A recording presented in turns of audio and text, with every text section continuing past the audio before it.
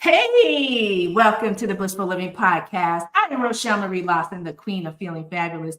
And you guys know, if you've been here with me for a while, first of all, you know that you should subscribe to the show and then share the show with everyone you love and care about, because I am not playing. I have not been playing. And you guys know I don't play. When I bring my guests, they share nuggets of gold that you can take away immediately and begin transforming your life. So you know that. So what I'm going to say is, before I even get started, I have an amazing guest, and I feel so blessed to be able to have this phenomenal powerhouse queen. Wait till you guys hear about this guest. I guarantee you're going to want to stay tuned.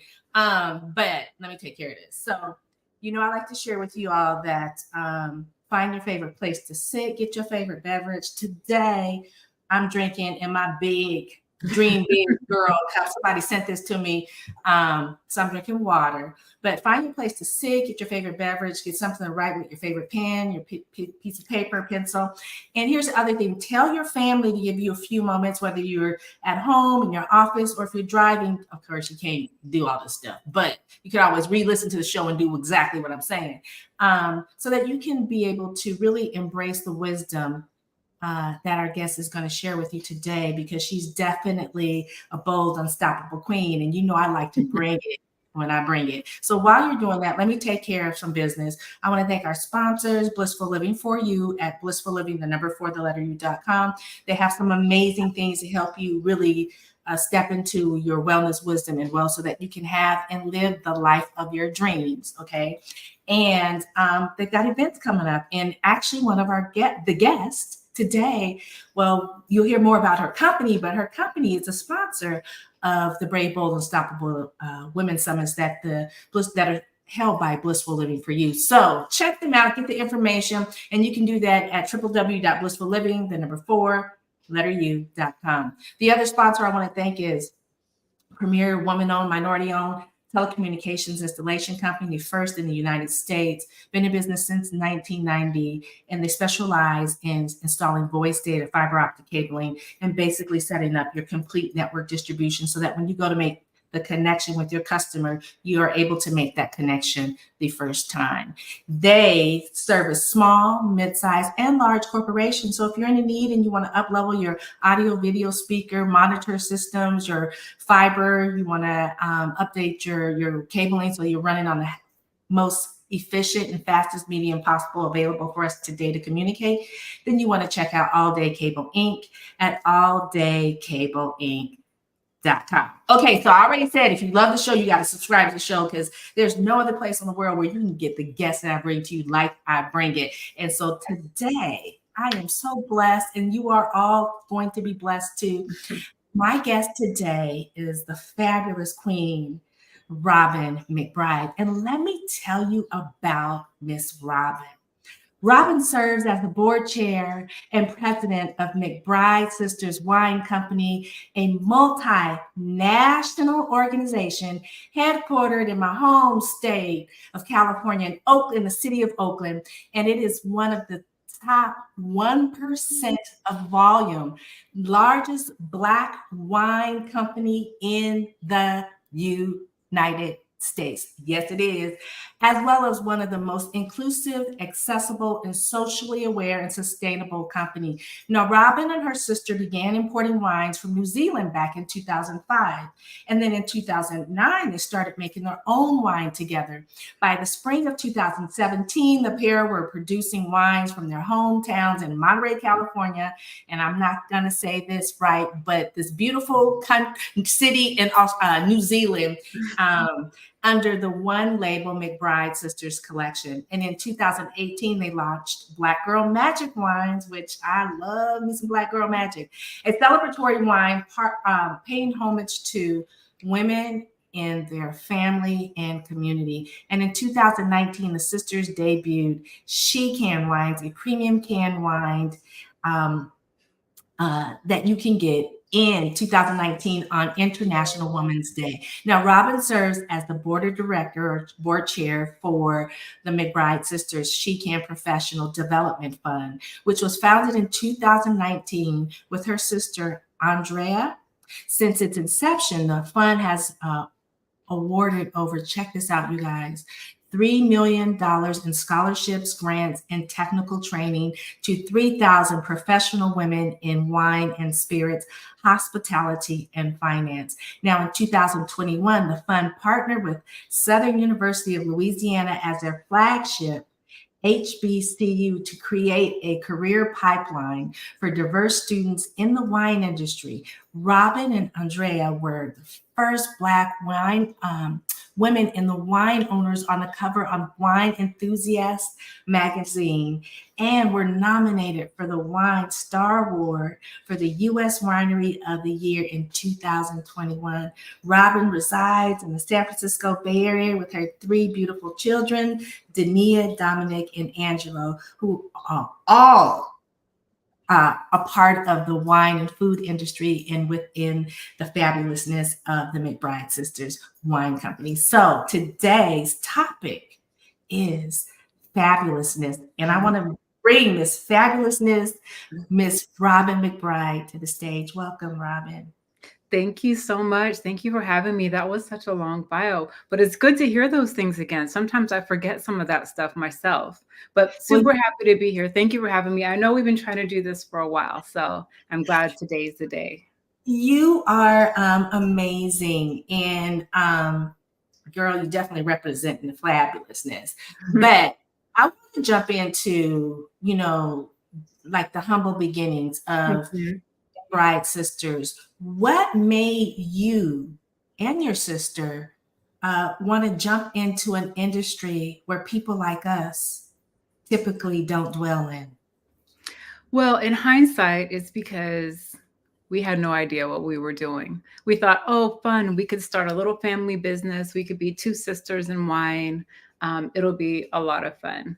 Wine, spirits, alcohol in general is a super difficult industry to be in, not just from a production standpoint, but just the route to market with wholesalers, distributors, very, very lots of regulatory, legal compliance. Just it's a difficult business to operate in. So good thing we didn't know that when we started. But the reason that we started it was because me and my sister, some of our background is that we met, found out about each other and met when I was 25. My sister was 16. And before that, we both thought that we were only children. We didn't know that we had a sister somewhere out there in the world. And we have a shared father, and neither of us grew up with a relationship with him. And so my sister, we were both born in Los Angeles, but my sister's mom was originally from New Zealand, and she moved her to New Zealand when I think my sister was 5 or 6 years old. And my mom left from LA and moved up the coast to Monterey in California. And, neither of us were in communication with our dad. And so we just didn't know that we had a sister out there somewhere in the world. And years later, our dad was terminal. He had a terminal diagnosis, and he really wanted his family to find both of his daughters and to connect the 2 of us. And even if he didn't live to see it happen, he wanted to make sure that we knew about each other and that we were connected, and that hopefully we could form a bond and have a relationship together. And so that happened. That's a pretty long story, but I'll keep it short. But that happened. It took a few years because this was in the 90s.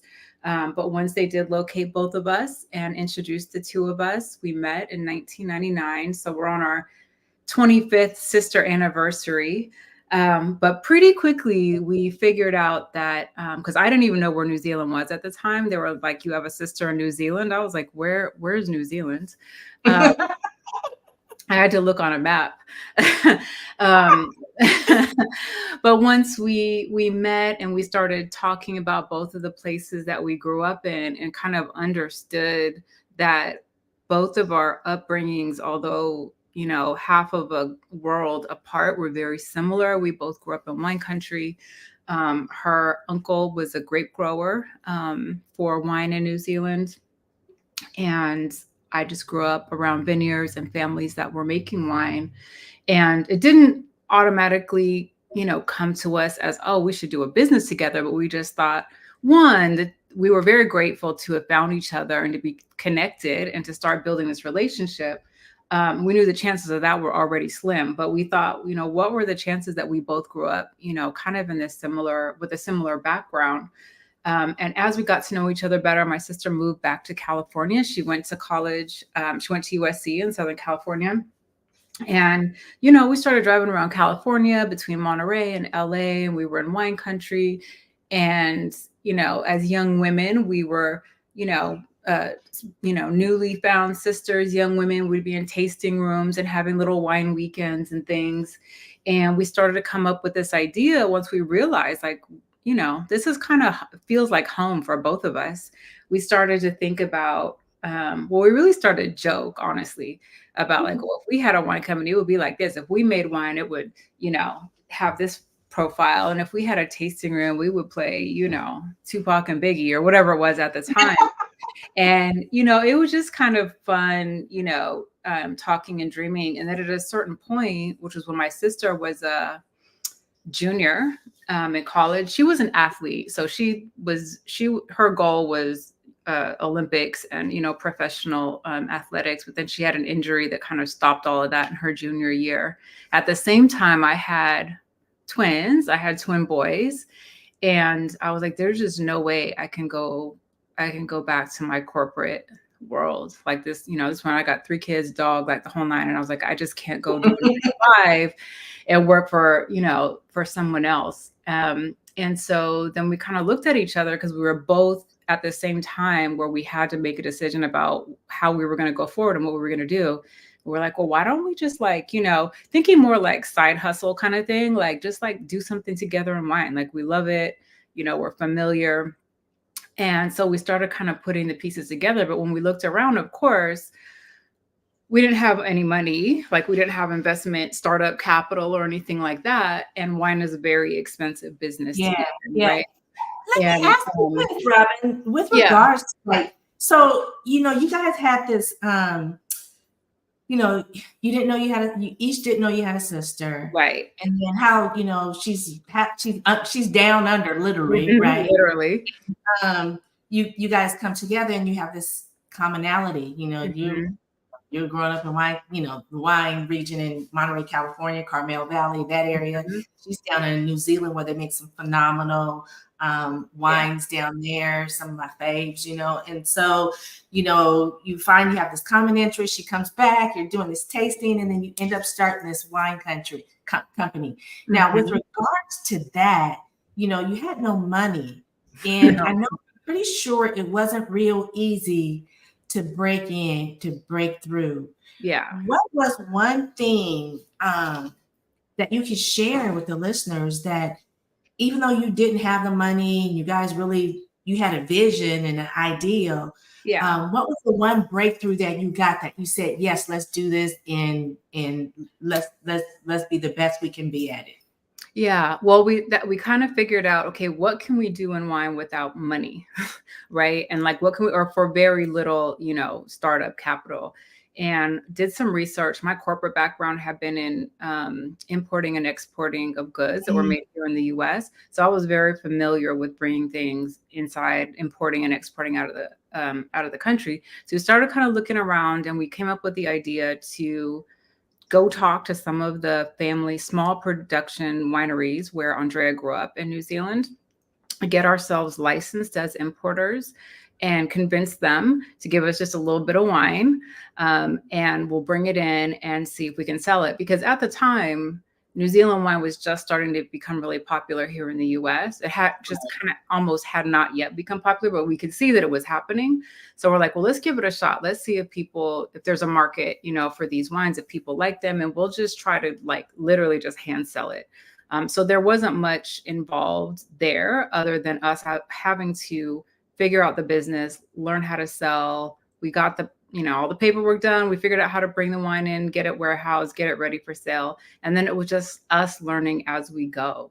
So, and there are ways in this business, right? There's things that you should and should not do, and we didn't know any of them. So we were running around very naively, just literally walking into, whatever, the French Laundry or who have you. We just looked at people like, oh, we would love to have our wine there. And just on the energy that we had and the optimism that we had, we started out and it went really well. I mean, obviously we're a lot different, I think, than what people were used to seeing for someone coming in and selling wine and distributing wine. And that set us apart. It was kind of a double-edged sword, because on one hand, it was very much like, who are these people? Like, you guys don't look like wine people, first of all. You know, how did you get this wine? And do you know what you're doing? So, I mean, for us, it was really just being, you know, super fearless and unapologetic, really believing that we had something that was true to ourselves, that we saw that there could be a future in, and there was a great opportunity. And regardless of what we knew, didn't know, how much money we have or didn't have, connections that we had or didn't have, we were going to go for it. And that's exactly what we did. I love it, because you guys had in your mind what you wanted to do. But you have like a clear laid out plan or anything. You're just like, we're just going to go for it and we're going to give it our all. And I'm sure there were many hurdles that you had to overcome, you know, with regard to that, but you stayed true to yourself and true to what you wanted to do, and kept the sisterhood connection. Now, I want to jump to, so you guys are importing this wine from New Zealand, and to go from, because I remember when this happened, because I happen to be, I have a little inside connection, that you know, but I remember being somewhere in Oakland at the girls' house, and you know, something busted out, and I was like, oh, what's this? And then I started seeing it at the airport, because I travel so much. So how did you go from being an importer of wine, wonderful wine from New Zealand, to be able to take it a step further and say, you know what, we're going to do this ourselves. We're going to create our wine. Not only that, we're going to do something really different. We're going to market and create our wine where we have it also in a can, and then create a nonprofit fund from that particular product to help others. So how did you go from being the importer to doing the thing? So this is a very McBride thing. So we don't do things like in the proper order, or, you know, as per recommendation. So we were very happily importing and selling wines from New Zealand, and we really did quite well and grew pretty quickly. What happened was that in 2008, 2009, there was an international global financial crisis of some sort. And a lot of the accounts that we sold, what had become sort of the staple of our business, were higher end restaurants, hotels, wine bars, things like that, which during that financial crisis pretty much shut down. We were selling in California, so Los Angeles and the Bay Area, primarily in San Francisco. So a lot of the businesses that we had grown and depended on were kind of like gone overnight. And we were just watching things fold up. People weren't buying as much. And, you know, we started to panic. The world started to panic, really. We started to panic like, oh, you know, this is 4 years into growing our business is something pretty sustainable. And at that time, we saw what was going on financially, globally, and we made a decision that nobody probably would have recommended to us. But we said, you know, this is going to be a hard period. We don't know how long it's going to take for the economy to recover, for things to get back to the level to where they were prior. And we're making the commitment. We know that we're going to have to work really, really hard. We already worked really, really hard, but we're going to have to work even harder to stay in business. And to be honest, if we're going to work that hard, we want it to be for something that we own. So previous to that, we have been bringing in other wineries, winemaking families, wines into the States and selling them. And we said, we need to do this and invest in something that we have ownership in and that we've created. And so we took, you know, probably one of the worst economies that anybody's seen in a really long time as the time for us to start making our own wines and bringing them into the country, into the California, into the country, and selling them.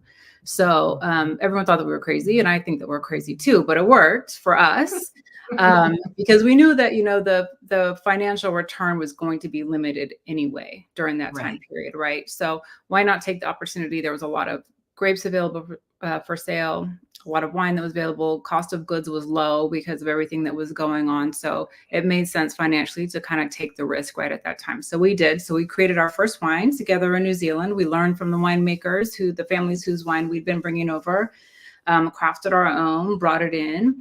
And within a couple of years, I want to say, we were able to get our first national account, which was a game changer for us, which was Cost Plus World Market. That was the first time that we would take a shout out to Cost Plus.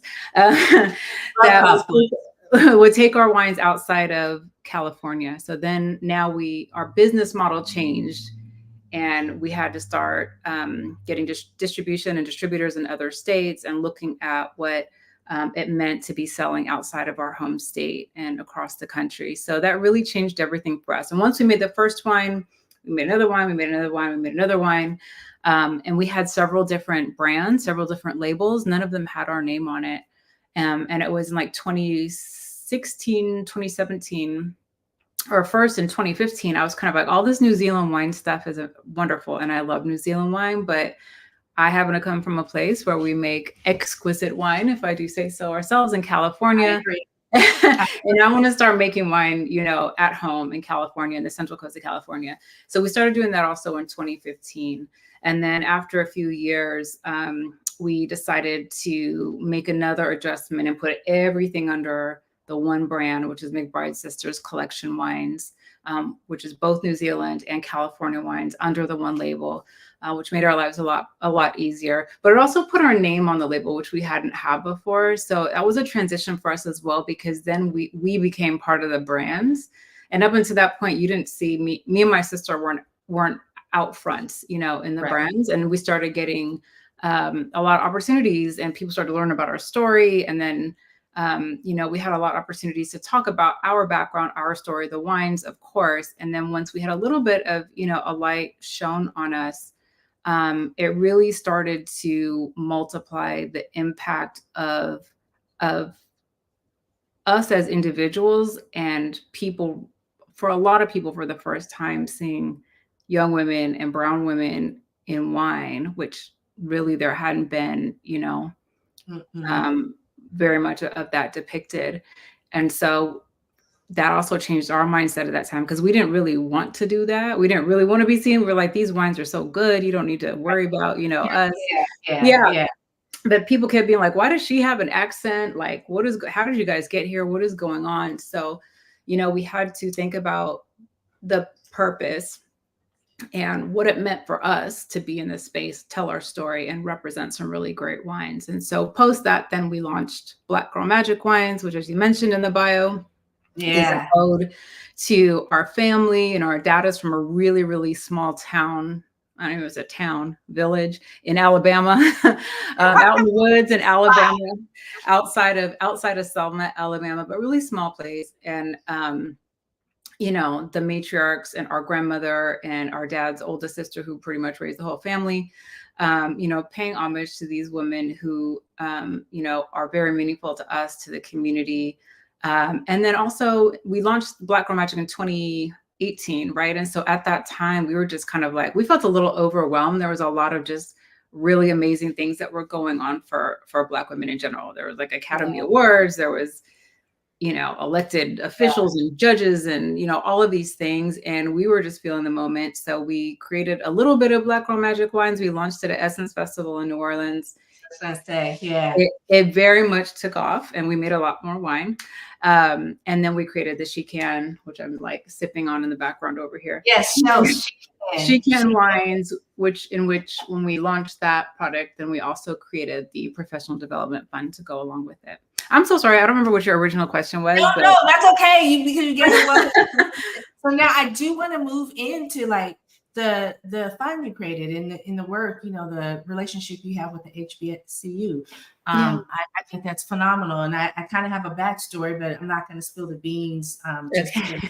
Your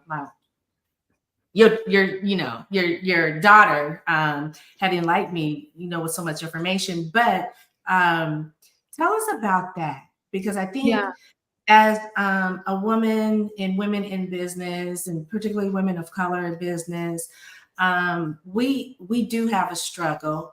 And sometimes we struggle ourselves because we have to get out of our own way. But sometimes it's a little difficult to, particularly if you're a woman of color and you're beginning in an industry that there's really no representation of people that look like you.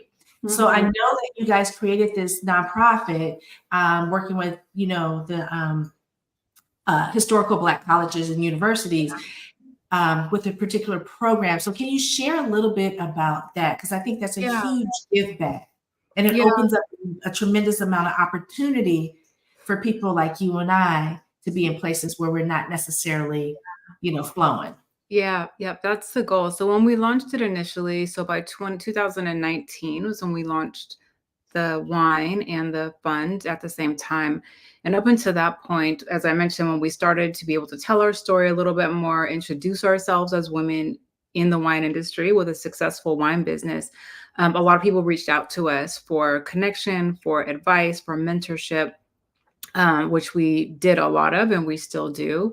However, at a certain point, it was kind of like there's a lot. We really started to understand the need. And we know, because when we started so many years before, we looked around, we couldn't find anybody. And also, not to say that there weren't people, but we didn't know about them or know how to get in contact with them, how to be connected, because there was just so few and far between and such low visibility, right? And so that was something that we feel like we went through a lot of the challenges that we went through that we may not have if we'd had those connections, if we had women who experienced things similar to us in the business. And so our goal became to make sure, or to do our best and our part so that people don't have to go through that, right? There's an easier way. We felt like we had a lot of knowledge and a lot of experience to share at that point. We wanted to create, facilitate, a fund and a platform as a resource for that. And also because we just couldn't talk to people 24 hours a day. We also had to make and sell wine. So we're like, we know we'll make this fund and we'll bring people in and it'll be great. So initially when we launched it, we self-funded it. And I think we had 12 women who received professional development scholarships that first year, all within wine and spirit. So it was sort of like, the criteria was that you had to be in the wine and spirits industry in some way.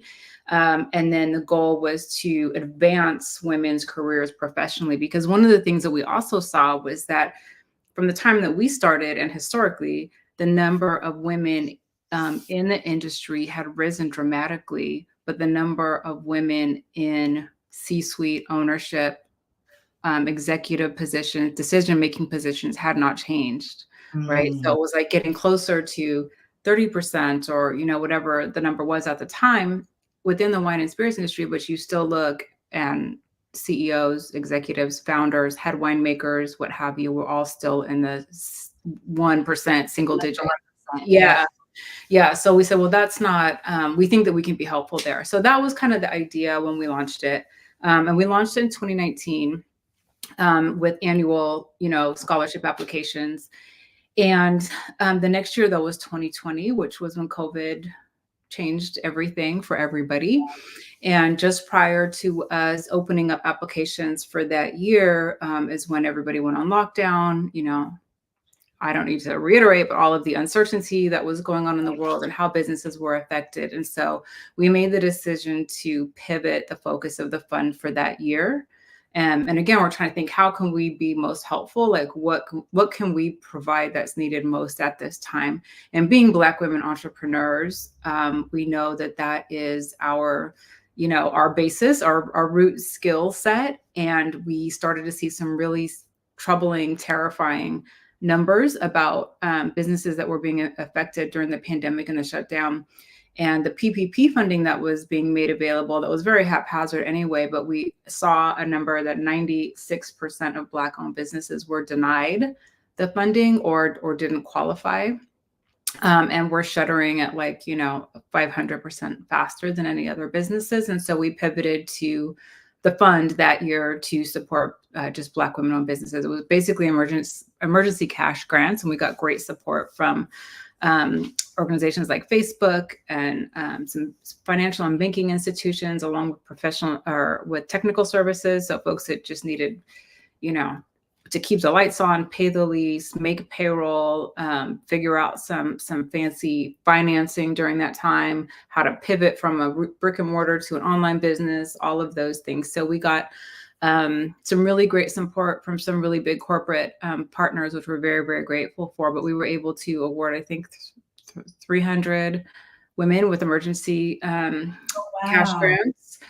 And then the continuing technical services and like Facebook Meta at the time, that was $3 million in basically ad credits or just money that they could use to promote businesses and to engage online for businesses that were pivoting. So really, really super impactful. So we also kind of with that made the decision, it probably does make sense that we take a look each scholarship year and just look at what's going on in the world, like what's happening out there. How can we best serve women inside and outside of the industry and people of color inside and outside of the industry. So kind of each year we look and we kind of nominate what the focus is that year. We always have the element of professional development in wine and spirits, but if there's anything else that we feel like we should touch on, we do.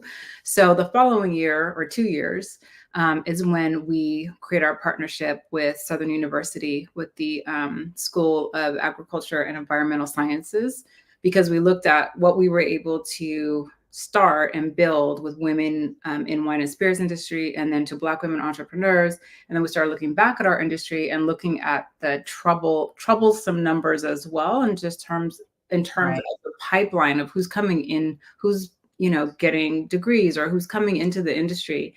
And we figured that we wanted to go back to the academic institutions, to that level, and students and faculty and departments who are already engaged in agriculture and environmental sciences. Obviously, wine is agriculture, growing grapes, and go try to convince them, trick those youngins to come into the wine business with us.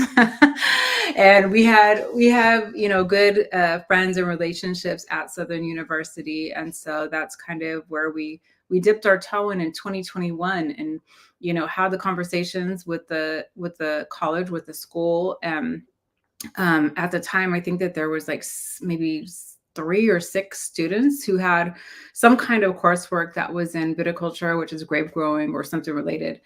And the school was really excited about the opportunity to partner. And that was who we visited. That was at the end of the year. So like November. Oh yeah, it was, in November-ish, right? And so by the time we said, okay, we're going to do this, we're going to start some programming for the following year. When the spring semester started, it had gone from, I think, 6 students to 133 students. Wow. That had enrolled purely off of, us having a presence there and showing up as, within a couple of months. And so we said the same thing, like if us just, being present and talking about wine as a career where you're welcome and wanted, and there's people like you that are here in that short amount of a time, that many students, became interested. So that really was really, really meaningful to us. And we were just like, okay, we're on the right path. All of these things, like part of the stories that I'm telling, these are all like moments where we were like, we have new clarity, like on why we're doing what we're doing and where we're going and what we're working on next. So that started our relationship with the through the fund with HBCUs, and it continues. And we've had we help with funding and technical things for the school itself, but also trips to wine country, to California. We do scholarships, internships, mentorships. So it's been really great, and we're hoping, in the next couple of years to continue to grow it and maybe work with some other schools. So how many schools are you currently? Are you just working with just the one right now? Yeah, just with Southern.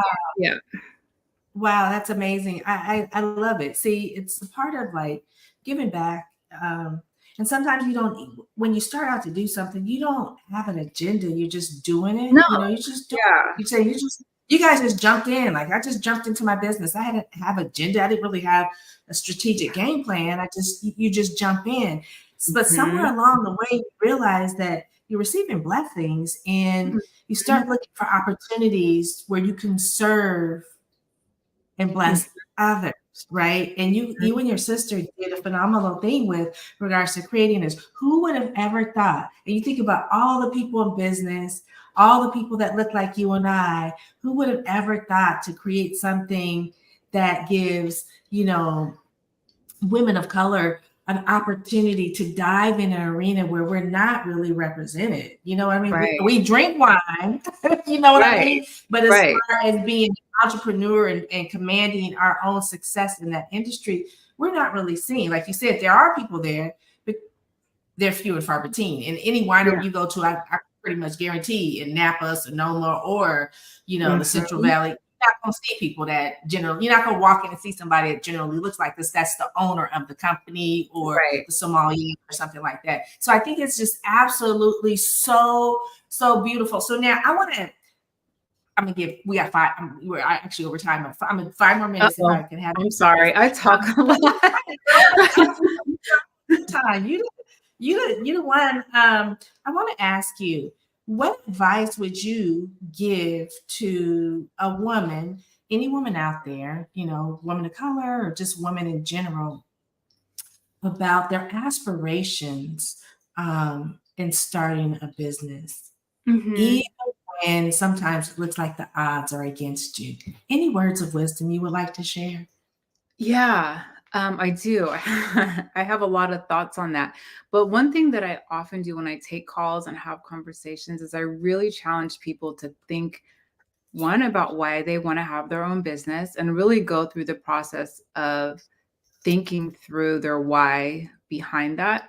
And not because they can't do it, but it really isn't for everyone. And I know that there's a lot of content and a lot of, things out in the world about, being your own boss and whatnot, but it does take a certain degree of stamina and longevity and, some stressful times and situations, and it's not for everyone, and that's okay. So I really encourage people to think about what brought them to that desire, and to think through what it means, whatever stage of life that they're in, if they're really willing to potentially be without, a lot of revenue for a little while, sleepless nights, all of the things.